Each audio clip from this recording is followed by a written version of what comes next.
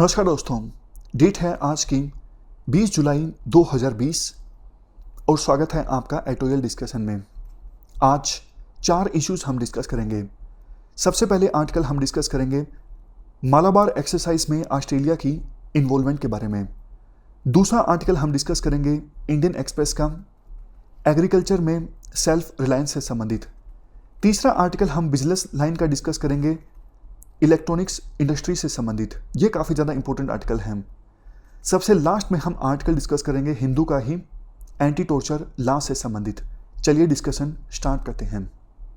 First important article Malabar exercise में Australia के participation के बारे में है।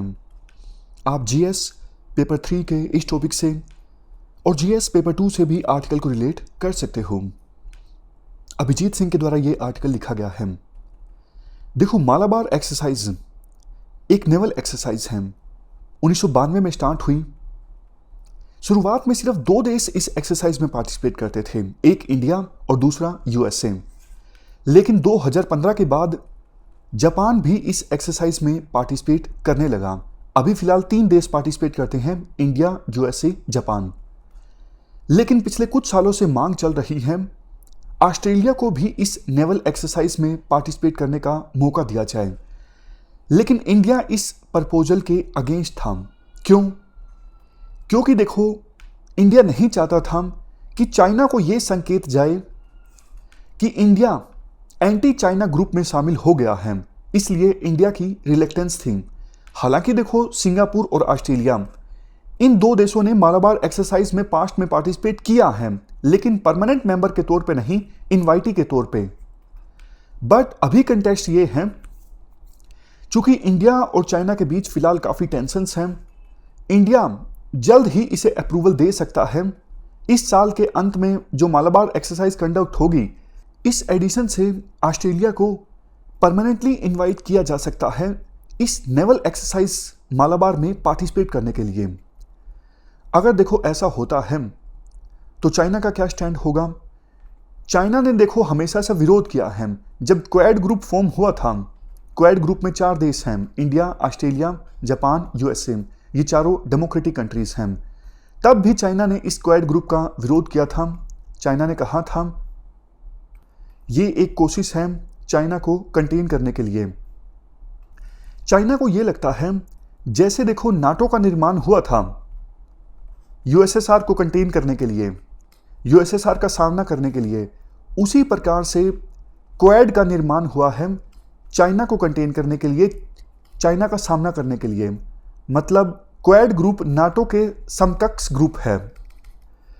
इसी हफ्ते के शुरुआत में ग्लोबल टाइम्स में एक आर्टिकल छपा जिसमें कहा गया था इंडिया की ये जो इंटेंशंस हैं मालाबार एक्सरसाइज में ऑस्ट्रेलिया को इन्वॉल्व करने की, इसे बीजिंग के अगेंस्ट माना जाएगा और इंडिया को इसके सीरियस कंसिक्वेंसेस फेस करने होंगे।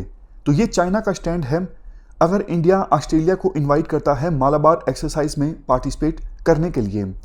इंडिया का क्या पर्सपेक्टिव है?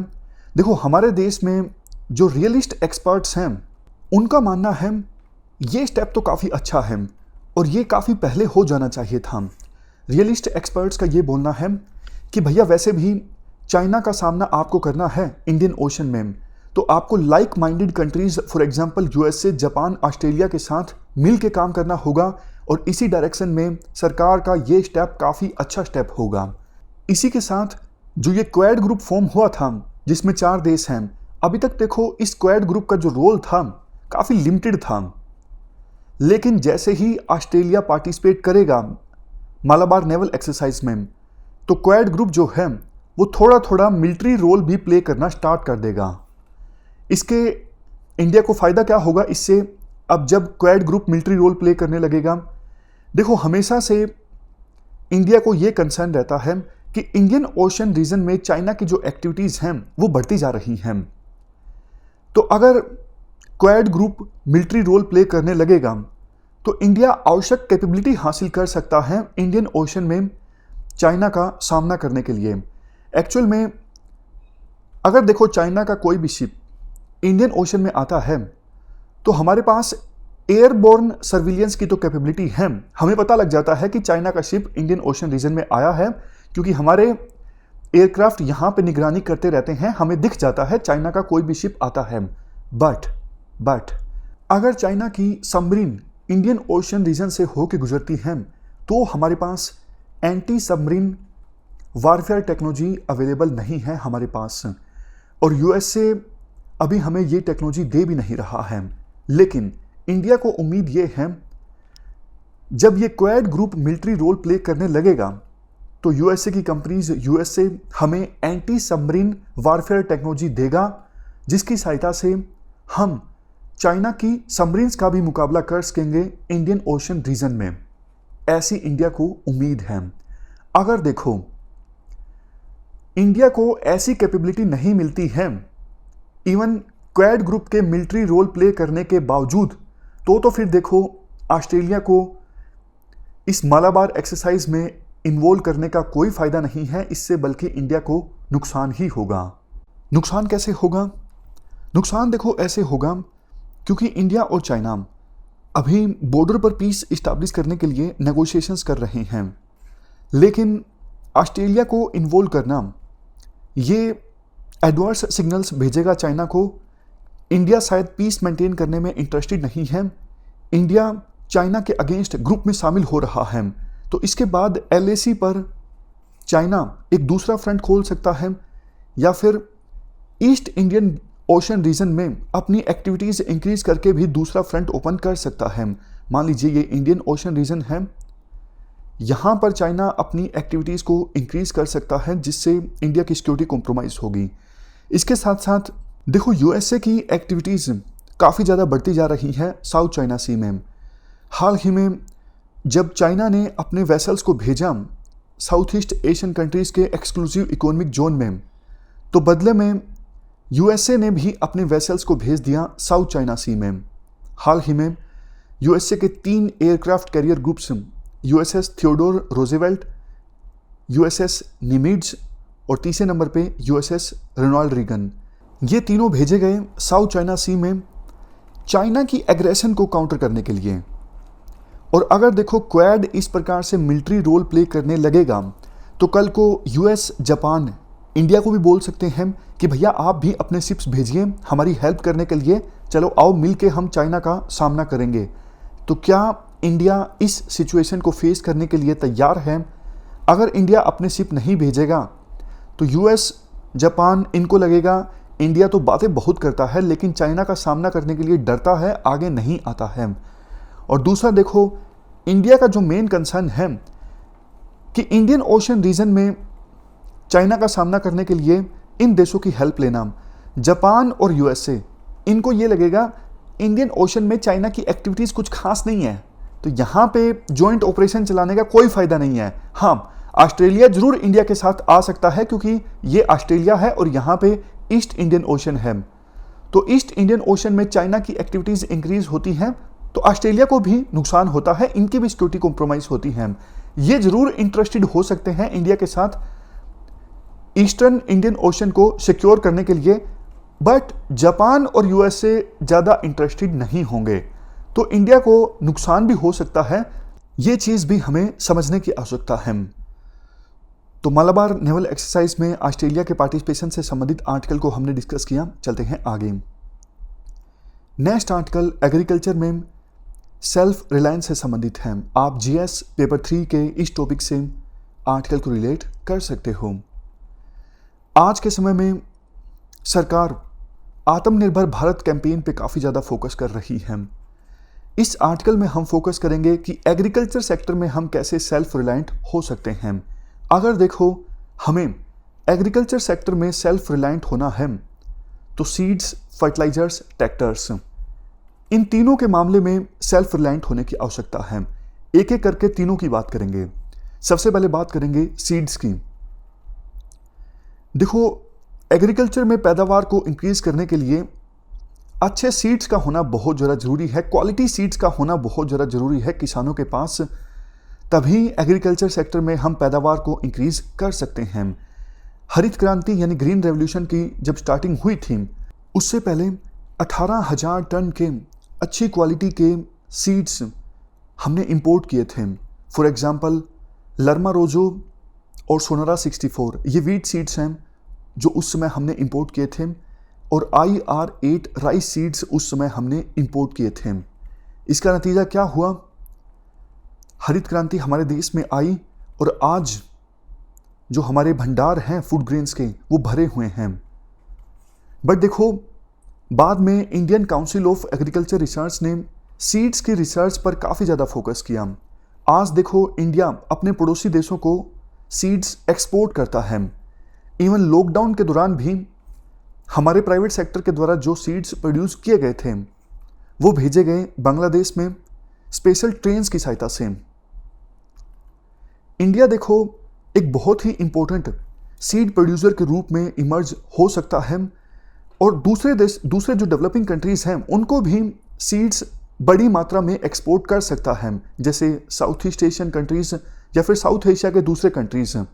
अगर देखो हमारा रेगुलेटरी सिस्टम सही हो जाए तो हम hybrid rice, hybrid corn, hybrid BT-ST cotton और कई सारी वेजिटेबल्स जैसे टमाटर, आलू, ओकरा, इनके बहुत ही ज़्यादा सस्ते सीड्स प्रोड्यूस कर सकते हैं। लेकिन हमें रेगुलेटरी सिस्टम सही करने की आवश्यकता है। आप कॉटन का एग्जांपल लीजिए। मार्च 2002 में BT कॉटन को अलाउ किया गया।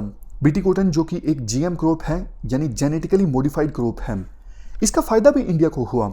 2013-14 आते आते ना सिर्फ देखो हम कॉटन के मामले में सबसे ज़्यादा कॉटन को प्रोड्यूस करने वाले देश बन गए पूरे वर्ल्ड में, बट इसके साथ साथ इंडिया 2013-14 आते आते सेकेंड लार्जेस्ट एक्सपोर्टर भी बन गया कॉटन का। लेकिन 2014-15 के बाद से ही रेगुलेटरी सिस्टम कॉम्प्लेक्स होना स्टार्ट हो गया। जो ये सीड प्रोड्यूस करने वाली कंपनीज हैं, MNC या फिर कई कंपनीज का इंडियन कंपनीज के साथ जॉइंट वेंचर है, इनके साथ सरकार का विवाद स्टार्ट हो गया काफ़ी सारी इश्यूज़ को लेके। फॉर एग्जांपल ट्रेड फीस एक प्रकार की रॉयल्टी होती है। एज ए रिजल्ट इन कंपनीज ने न्यू जनरेशन ऑफ सीड्स को इंट्रोड्यूस करना स्टार्ट कर दिया। अब देखो नकली BT कॉटन मार्केट में आना स्टार्ट हो गया। महाराष्ट्र में आज के समय में जितने एरिया पर कॉटन को उगाया जाता है 15-20% एरिया पर तो नकली कॉटन सीड्स का इस्तेमाल किया जाता है। ये क्यों हुआ? क्योंकि देखो एक तो हमारा जो रेगुलेटरी सिस्टम है काफ़ी कॉम्प्लेक्स है। इसके बाद दूसरा पॉइंट, वैसे ये आंसर में नहीं लिख सकते, राइटर का ये कहना है कि प्रेजेंट गवर्नमेंट की जो आइडियोलॉजी है वो मॉडर्न साइंस के अगेंस्ट है, तो ये आंसर में यूज़ होने वाला पॉइंट नहीं है। राइटर इसके बाद ये बोलते हैं कि देखो कोई आश्चर्य नहीं होगा 2019-20 आते आते इंडिया एक बार फिर से कॉटन का नेट इंपोर्टर बन जाए, क्योंकि सरकार की सीड प्रोड्यूसिंग कंपनीज के साथ विवाद के चलते नए seeds, new generation of seeds नहीं इंट्रोड्यूस कर रही हैं सीड प्रोड्यूसिंग कंपनीज। तो इस प्रकार से हमने बात की सीड्स की। सीड्स के बाद अब हम बात करते हैं दूसरे एग्रीकल्चर से संबंधित कंपोनेंट की, जो कि है फर्टिलाइजर। फर्टिलाइजर्स में मेनली देखो 3 न्यूट्रिएंट्स होते हैं, N, P और K। N का मतलब है नाइट्रोजन, P का मतलब है फॉस्फोरस और K का मतलब है पोटेशियम। अभी इंडिया फर्टिलाइजर न्यूट्रिएंट्स का नेट इंपोर्टर है और पिछले 20 सालों से ही इंडिया फर्टिलाइजर्स को दूसरे देशों से इंपोर्ट कर रहा है।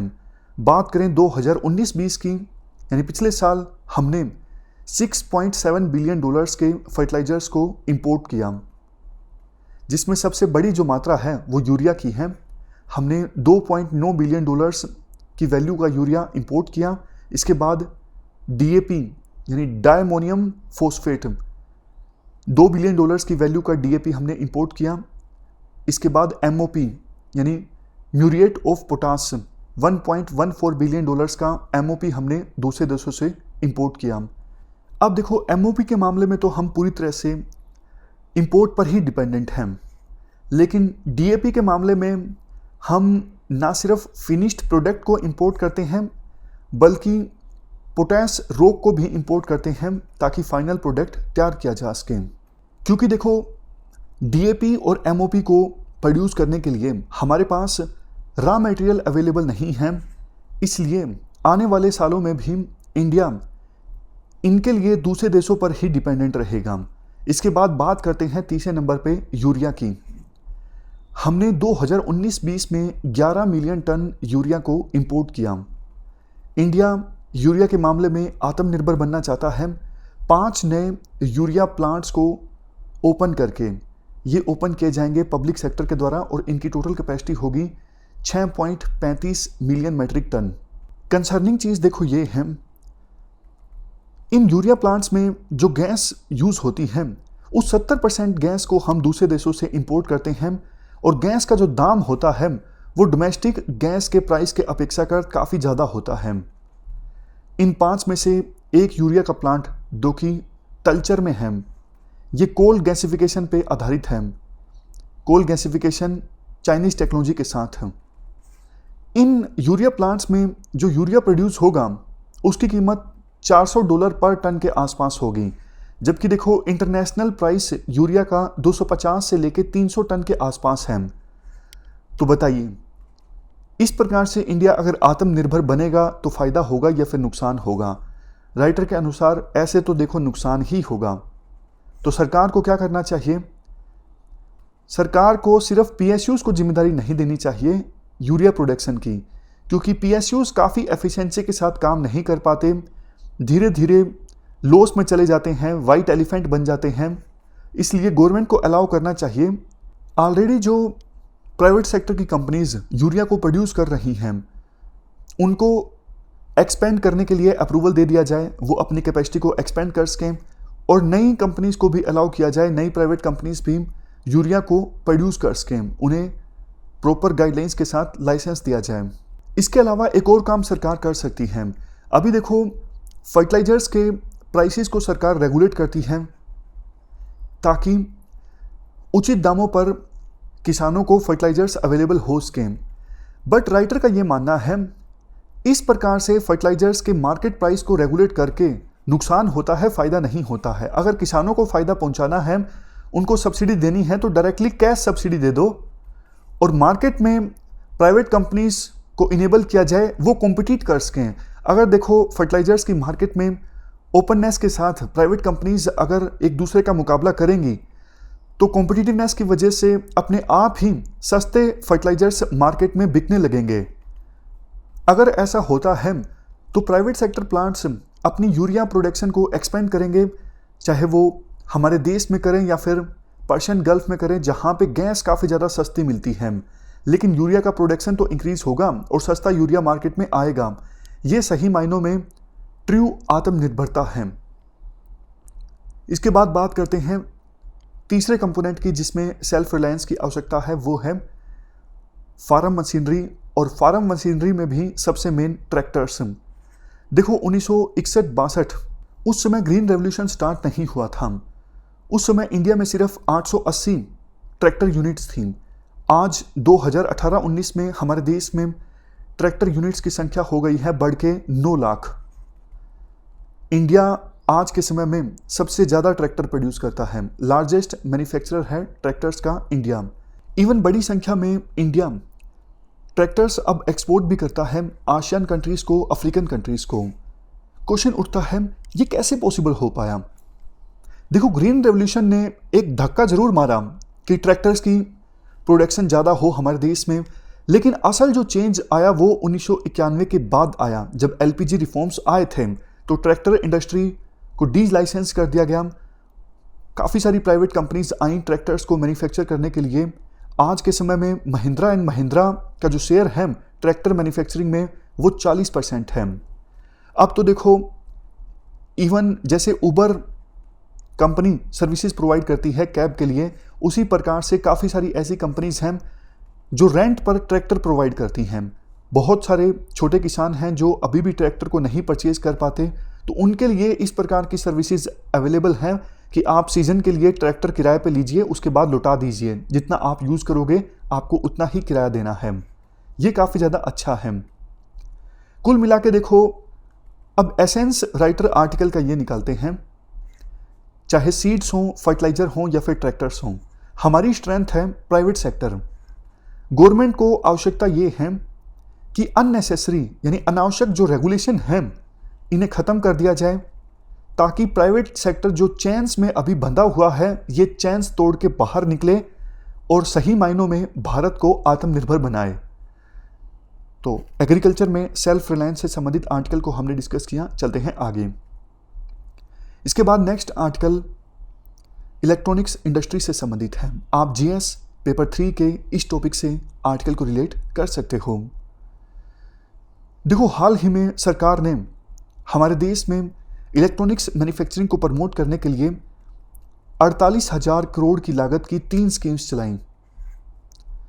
तीनों स्कीम्स को चलाने का मकसद ये था इलेक्ट्रॉनिक्स इंडस्ट्री में हम आत्मनिर्भर बन सकें। वैसे देखो, इंडियन इलेक्ट्रॉनिक्स सेक्टर में ऑलरेडी काफ़ी ज़्यादा हाई ग्रोथ देखने को मिल रही है। एक अनुमान के अनुसार 2023-24 आते आते डिमांड $400 बिलियन हो जाएगी। डोमेस्टिक प्रोडक्शन भी इलेक्ट्रॉनिक्स कंपोनेंट्स की और इलेक्ट्रॉनिक्स आइटम्स की हमारे देश में काफ़ी ज़्यादा इंक्रीज हुई है। 2014-15 में ये सिर्फ $29 बिलियन थी, जो 2019-20 में बढ़ के $70 बिलियन तक पहुंच गई। देखो, ध्यान देने वाली बात ये भी है, हमारे देश में जो ये इलेक्ट्रॉनिक्स आइटम का प्रोडक्शन इंक्रीज हुआ है, मेनली असेंबली होती है हमारे देश में। जैसे मैं आपको एग्जांपल देता हूँ, मोबाइल फ़ोन में क्या लगता है, डिस्प्ले लगता है, माइक्रो प्रोसेसर लगता है, कैमरा लगता है। इन सब आइटम्स को सेपरेटली इंपोर्ट कर लिया गया, असेंबलिंग इंडिया में हो गई। ये होता है इंडिया में। अब देखो, वैसे तो ये भी सही है, क्योंकि इकोनॉमिक सर्वे 2019-20 में कहा गया था एक बार अगर असेंबली इंडिया में होना स्टार्ट हो गया तो बाद में धीरे धीरे कंपोनेंट्स भी लोकली इंडिया में मैन्युफैक्चर होना स्टार्ट हो जाएंगे। विभिन्न इकोनॉमिस्ट का भी यही मानना है, और इसी को ध्यान में रखते हुए सरकार ने एक स्कीम अभी लॉन्च की थी, PLI मतलब प्रोडक्शन लिंक्ड इंसेंटिव। 4 से 6% का इंसेंटिव सरकार देती है इलेक्ट्रॉनिक्स आइटम्स की डोमेस्टिक प्रोडक्शन पर। बट ध्यान देने वाली बात यह है, अभी तक देखो ऐसा हुआ नहीं है। हम $70 बिलियन के जो इलेक्ट्रॉनिक्स आइटम्स हमारे देश में प्रोड्यूस करते हैं, इसमें सिर्फ देखो 5 से लेके 15% जो कंपोनेंट्स हैं वो लोकली इंपोर्ट किए जाते हैं। मतलब लोकल एडिशन सिर्फ इतना होता है, 5 से लेके 15%। अगर ग्लोबल इलेक्ट्रॉनिक इंडस्ट्री की टोटल वैल्यू है $2.1 ट्रिलियन तो उसमें ये लोकल वैल्यू एडिशन सिर्फ 7 से लेके 10 बिलियन का है। इसका मतलब क्या हुआ? इसका मतलब देखो ये हुआ, हमारे देश में सिर्फ असेंबली होती है कंपोनेंट्स की और लोकल एडिशन काफ़ी ज़्यादा कम होता है। हमने जो सोचा था कि इसी प्रकार से चाइना इलेक्ट्रॉनिक्स इंडस्ट्री में सुपर पावर बना, उसी प्रकार से इंडिया भी बन जाएगा, बट ऐसा हो नहीं रहा है। असली कमाई देखो फाइनल प्रोडक्ट प्रोड्यूस करने में नहीं है, मतलब असेंबली में असली कमाई नहीं है। असली कमाई तो कंपोनेंट्स में है ना। माइक्रो प्रोसेसर की जो चिप है आप दूसरे देशों से इंपोर्ट करते हो, वही आपको महंगी मिलती है, तो बाद में आप असेंबली में कितना मार्जिन रख लोगे। दूसरा देखो, हम ये माइक्रो प्रोसेसर चिप दूसरे देशों से इंपोर्ट करते हैं। अरे भैया, इससे हमारी सिक्योरिटी भी तो कॉम्प्रोमाइज़ हो सकती है। हमारे देश में काफ़ी ऐसे कम्युनिकेशन कंपोनेंट्स इस्तेमाल होते हैं जो नेशनल सिक्योरिटी के लिए ज़रूरी हैं, बट उनमें भी जो चिप्स इस्तेमाल होती हैं वो सारी की सारी दूसरे देशों से इंपोर्टेड होती हैं, क्योंकि हमारे देश में तो कोई माइक्रो प्रोसेसर की चिप प्रोड्यूस होती ही नहीं है। कल को आप दूसरे देशों से इंपोर्ट कर रहे हो चिप, और चिप में उसने कोई ऐसा प्रोग्राम डाल रखा है जिससे इंडिया की सिक्योरिटी कॉम्प्रोमाइज़ हो जाए, तो ये काफ़ी ज़्यादा दुखद बात है। तीसरा देखो, हमारे देश में जो IITs हैं, रिसर्च के काफ़ी इंस्टीट्यूशंस हैं, ये अच्छी अच्छी चिप डिज़ाइन तो कर देते हैं। माइक्रो प्रोसेसर की कोई चिप डिज़ाइन करनी हो, डिज़ाइन IITs और दूसरे जो रिसर्च इंस्टीट्यूशंस हैं वो कर देते हैं, बट दिक्कत यही है ना, डिज़ाइन करके अगर उसे प्रोड्यूस करवाना है, मैन्युफैक्चर करवाना है, तो वो दूसरे देशों को डिज़ाइन भेजना होगा, और दूसरे देशों में जो सेमीकंडक्टर फैब्रिकेशन प्लांट्स हैं जहाँ पे ये चिप्स प्रोड्यूस होती हैं, वहाँ से चिप प्रोड्यूस होकर वापस इंडिया में आएंगी। समझ गए? तो कहने का मतलब ये है कि इलेक्ट्रॉनिक्स इंडस्ट्री में अभी इंडिया बहुत ज़्यादा पीछे है। देखो, पूरे वर्ल्ड में सेमीकंडक्टर फैब्रिकेशन के 170 कॉमर्शियल प्लांट्स हैं। सेमीकंडक्टर फैब्रिकेशन प्लांट्स जिन्हें फैब्स या फिर फाउंड्रीज भी कहा जाता है। ध्यान से देख लीजिए टर्म सेमीकंडक्टर फैब्रिकेशन प्लांट्स। यहाँ पे सिलिकॉन को माइक्रोचिप्स में तब्दील किया जाता है और इन सेमीकंडक्टर फैब्रिकेशन प्लांट्स को फैब्स या फिर फाउंड्रीज भी कहा जाता है। वर्ल्ड में टोटल 170 कॉमर्शियल फाउंड्रीज हैं और इंडिया में कितनी हैं? एक भी नहीं। इंडिया में एक भी कॉमर्शियल फैब यानी सेमीकंडक्टर फैब्रिकेशन प्लांट नहीं है। हालांकि देखो, इसरो और डीआरडीओ इनके पास तो व्यवस्था है फैब्स की, बट ये सिर्फ अपने प्रोडक्ट्स के लिए सिलिकॉन को माइक्रोचिप्स में तब्दील करते हैं। ये कॉमर्शियल प्लांट्स नहीं हैं। क्वेश्चन ये उठता है कि आखिरकार ये सेमीकंडक्टर फैब्रिकेशन प्लांट्स इंडिया में क्यों नहीं लगते? क्योंकि देखो, इंटेल, टीएसएमसी, सैमसंग, ये जो माइक्रोचिप्स मैन्युफैक्चर करने वाली कंपनीज हैं, इनका मानना है इंडिया में एक तो डोमेस्टिक डिमांड काफ़ी ज़्यादा अनसर्टेन है और कॉस्ट एफिशिएंसी काफ़ी ज़्यादा पुअर है। इसलिए इंडिया में सेमीकंडक्टर प्लांट लगाने का फ़ायदा नहीं है।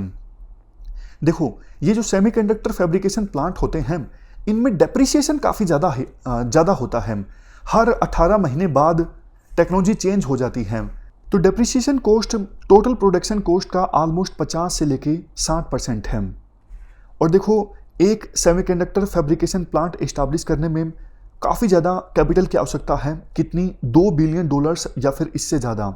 इसी वजह से डोमेस्टिक जो प्लेयर्स हैं, हमारी डोमेस्टिक कंपनीज, इन्होंने काफ़ी कम इंटरेस्ट शो किया है और एक भी सेमीकंडक्टर फैब्रिकेशन प्लांट हमारे देश में नहीं है, क्योंकि हमारे देश की डोमेस्टिक कंपनीज का ये मानना है कि रिसर्च एंड डेवलपमेंट की कॉस्ट में हम इंटेल और सैमसंग जैसी कंपनीज का मुकाबला नहीं कर सकते। तो पहले प्रपोजल आया था कि इस प्रकार से commercial semiconductor fabrication plant establish किए जाएं गुजरात में, उत्तर प्रदेश में, लेकिन ये प्रपोजल अबेंडन कर दिए गए, छोड़ दिए गए, क्योंकि लगा कि फ़ायदे का सौदा नहीं रहेगा सेमीकंडक्टर फैब्रिकेशन प्लांट इस्टेब्लिश करना। बट देखो, इन सेमीकंडक्टर फैब्रिकेशन प्लांट्स का हमारे देश में होना बहुत ज़्यादा ज़रूरी है अगर हमें इलेक्ट्रॉनिक्स इंडस्ट्री में आगे बढ़ना है। ना सिर्फ सेल्फ रिलायंस हासिल करनी है, बल्कि मेजर एक्सपोर्टर बनना है इलेक्ट्रॉनिक्स आइटम्स का। नुकसान तो काफ़ी हैं, हमने डिस्कस कर ही लिया। अगर सेमीकंडक्टर फैब्रिकेशन प्लांट हमारे देश में नहीं है, पहला तो देखो सिर्फ असेंबली होती है हमारे देश में, दूसरा नेशनल सिक्योरिटी के लिए खतरा, तीसरा हमें इंपोर्ट पे लिए दूसरे देशों पर डिपेंड करना पड़ता है, कभी भी वो मना कर सकते हैं हमें ये चिप्स प्रोवाइड करना, चौथा इवन ब्रेन ड्रेन भी होता है। देखो, हमारे देश के जो टैलेंटेड यूथ हैं चिप तो डिज़ाइन कर लेते हैं जैसा हमने डिस्कस किया, लेकिन अब वो मैन्युफैक्चर तो दूसरे देशों में ही होंगी ना। अल्टीमेटली वो वहीं पे चले जाते हैं जहाँ पे आसानी से चिप्स को मैन्युफैक्चर किया जा सकता है, तो ब्रेन ड्रेन भी काफ़ी होता है। और सबसे लास्ट रीज़न, अगर देखो ये सेमीकंडक्टर फैब्रिकेशन प्लांट हमारे देश में होते हैं तो इसका बहुत ज़्यादा मल्टीप्लायर इफेक्ट देखने को मिलता है इकोनॉमी में। बेशक देखो $2 बिलियन खर्च हों इस प्रकार के प्लांट को इस्टेब्लिश करने में, लेकिन 6 से लेके 23 गुना ज़्यादा वैल्यू एडिशन होता है हमारे देश की इकोनॉमी में अगर हम पैसा इन्वेस्ट करते हैं इन सेमीकंडक्टर फैब्रिकेशन प्लांट्स में। एक अनुमान के अनुसार अगर एक भी सेमीकंडक्टर फैब्रिकेशन प्लांट इस्टेब्लिश होता है तो $8 बिलियन की वैल्यू का कम इंपोर्ट हमें करना पड़ेगा दूसरे देशों से, जो अभी हम करते हैं, और देश की जीडीपी में $15 बिलियन का मल्टीप्लायर इफेक्ट देखने को मिलेगा। सरकार ने देखो अभी एक स्कीम भी चलाई है, SPECS। स्कीम का मकसद ये है, अगर सेमीकंडक्टर मैन्युफैक्चरिंग या फिर दूसरे कोर कंपोनेंट्स की मैन्युफैक्चरिंग हमारे देश में होती है और इसके लिए जो कैपिटल एक्सपेंडिचर होगा उसका 25% सरकार देगी, यानी 25% इंसेंटिव मिलेगा। हालांकि राइटर का कहना है टोटल जो एक्सपेंडिचर है, टोटल आउटले जो है प्रेजेंट 3300 करोड़ से इंक्रीज होना चाहिए ताकि microchips giants for example Intel और सैमसंग जैसी कंपनीज को अट्रैक्ट किया जा सके। लास्ट में कंक्लूजन में राइटर के द्वारा ये कहा जाता है, अभी देखो कई सारी बड़ी कंपनीज चाइना से अपनी मैन्युफैक्चरिंग हब्स को शिफ्ट कर रही हैं, तो इंडिया के पास काफ़ी अच्छा मौका है सेमीकंडक्टर फैब्रिकेशन प्लांट्स के लिए इन्वेस्टमेंट को अट्रैक्ट करने का। हमें फुर्ती से कुछ नॉर्म्स को आसान बनाना होगा, जो ऑलरेडी स्कीम्स चल रही हैं उनको और ज़्यादा अट्रैक्टिव बनाना होगा, ताकि अगर कोई कंपनी चाइना से अपने बेस को शिफ्ट करना चाहती है तो वो इंडिया में आए, इंडिया में सेमीकंडक्टर फैब्रिकेशन का प्लांट इस्टेब्लिश करें। हमें इससे बहुत फ़ायदा होगा रियल टर्म्स में। चलते हैं आगे। Next article UN convention against torture से संबंधित है। आप जीएस पेपर 2 के इस टॉपिक से आर्टिकल को रिलेट कर सकते हो। क्या कंटेस्ट है? देखो, तमिलनाडु में फादर सन को कस्टडी में पीटा गया पुलिस के द्वारा, जिससे उनकी डेथ हो गई। तो काफ़ी सारे एक्सपर्ट्स ने मांग की इंडिया को अब यूएन कन्वेंशन अगेंस्ट टॉर्चर को रेटिफाई करना चाहिए। देखो, इंडिया ने अभी तक इस कन्वेंशन को साइन तो किया है, रेटिफाई नहीं किया है। और जो country UN convention against torture को रेटिफाई कर देता है तो उसको कानून बनाना पड़ता है पुलिस कस्टडी में होने वाले टॉर्चर को रोकने के लिए। आर्टिकल में कहा जाता है, देखो ऑलरेडी हमारे देश में इनफ कानून हैं, इनफ सुप्रीम कोर्ट की जजमेंट्स हैं कस्टोडियल टॉर्चर को रोकने के लिए। जैसे नेशनल ह्यूमन राइट्स कमीशन की गाइडलाइंस हैं, अगर कस्टडी में किसी की डेथ हो जाती है तो ऑटोप्सी यानी पोस्टमार्टम होना चाहिए कैमरे के सामने। सुप्रीम कोर्ट की जजमेंट है DK Basu versus state of West Bengal. इसमें सुप्रीम कोर्ट ने काफ़ी सारी अच्छी गाइडलाइंस दी हैं पुलिस कस्टडी में टॉर्चर को रोकने के लिए। हमने इन गाइडलाइंस को डिस्कस भी किया था। इसके अलावा कोर्ट का judgement Nilabati Behera versus state of Orissa case में काफ़ी ज़्यादा इंपॉर्टेंट है कस्टोडियल टॉर्चर को रोकने के लिए। इस जजमेंट में सुप्रीम कोर्ट के द्वारा कहा गया था कि दोषी पर्सन्स की अकाउंटेबिलिटी फिक्स होनी चाहिए और विक्टिम्स को कंपनसेशन देना भी कंपलसरी है। सुप्रीम कोर्ट ने यह भी कहा जो पुलिसमैन गिल्टी पाए जाते हैं कस्टोडियल डेथ के, उनको डेथ पेनल्टी दी जाए। मतलब कहने का यही है, काफ़ी सारे प्रोविजंस हैं हमारे देश में कस्टोडियल डेथ्स को रोकने के लिए, डेटरेंस क्रिएट करने के लिए। वैसे देखो, 2017 में एक बिल भी पार्लियामेंट में प्रेजेंट किया गया था टॉर्चर को प्रिवेंट करने के लिए, prevention of torture bill. Article में कहा जाता है इस बिल में काफ़ी सारी कमियां थी। एक तो देखो, इस बिल में प्रोविज़न ये था जो पर्सन कस्टोडियल टॉर्चर का दोषी पाया जाता है उसको डेथ सेंटेंस दी जाए। लेकिन राइटर कहते हैं, देखो लॉ कमीशन ने ऑलरेडी ये रिकमेंड किया है कि सिर्फ टेररिज्म रिलेटेड केसेस में डेथ सेंटेंस दी जाए, बाकी केसेस में नहीं। तो डेथ पेनल्टी का प्रोविज़न करना इस बिल में ये सही नहीं था। दूसरा, इसमें एक प्रोविज़न ये था, जैसे ही कस्टोडियल टॉर्चर की कंप्लेंट सामने आती है किसी ऑफिशियल के अगेंस्ट, उस ऑफिशियल के खिलाफ एफआईआर दर्ज की जाए। राइटर कहते हैं इससे मिसट्रस्ट पैदा होता है ऑफिशियल्स के अगेंस्ट, जो कि कई बार काफ़ी ज़्यादा डिफ़िकल्ट सर्कमस्टांसिस में काम करते हैं। तो ये जो प्रोविजंस थे इस बिल में अच्छे नहीं थे, काफ़ी ज़्यादा वेग थे। इवन सही से टर्म्स को डिफाइन भी नहीं किया गया था। जैसे सीवियर और प्रोलोंग्ड पेन और सफरिंग, ये टॉर्चर का एक फॉर्म है लेकिन इसे डिफाइन नहीं किया गया।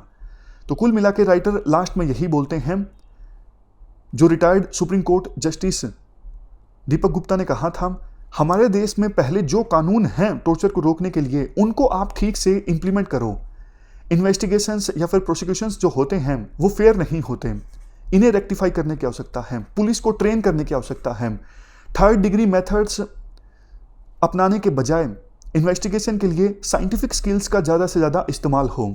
हमारे देश में क्या होता है, देखो पुलिस सस्पेक्ट को पकड़ लेती है, उसको मार पीट कर जबरन मजबूर किया जाता है कि आप अपराध को मानिए। और काफ़ी बार तो देखो सस्पेक्ट ने अपराध किया ही नहीं होता है, लेकिन मारपीट के डर से वो मान लेता है कि हाँ मैंने अपराध किया है।